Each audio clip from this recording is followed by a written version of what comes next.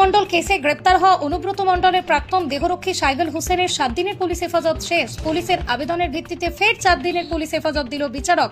পাশাপাশি এই 7 দিনে সাইদুল হোসেনের গ্রামের বাড়ি মুর্শিদাবাদের ডোমকল থেকে বেশ কিছু নথি উদ্ধার করেছে পুলিশ। আরও বহু তথ্য তার কাছে রয়েছে এমনটাই মনে করছে পুলিশ। এই কারণেই পুলিশ হেফাজতে চায় পুলিশ। পাশাপাশি আদালত থেকে বের করার সময় তিনি জানিয়েছেন আইনের উপর ভরসা রয়েছে।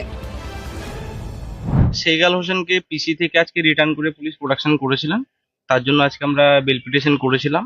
এই 7 দিনের পিসি রিমান্ড পিরিয়ডে পুলিশ ডোমকলে গিয়েছিল ওর গ্রামের বাড়িতে, সেখান থেকে কিছু ডকুমেন্ট সিজ করেছে।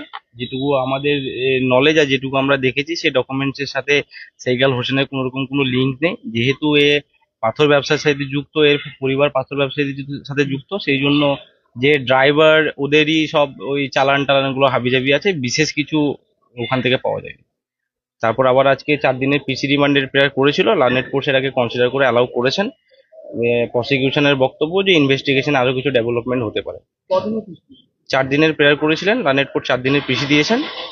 ওনাদের ওনাদের কথা হচ্ছে যে this is the initial stage of investigation, তাই লার্নেড কোর্ট ওনাদেরকে আরো 4 দিন সময় দিয়েছেন। দেখা যাক বাদবাকি ইনভেস্টিগেশনে কি আসে।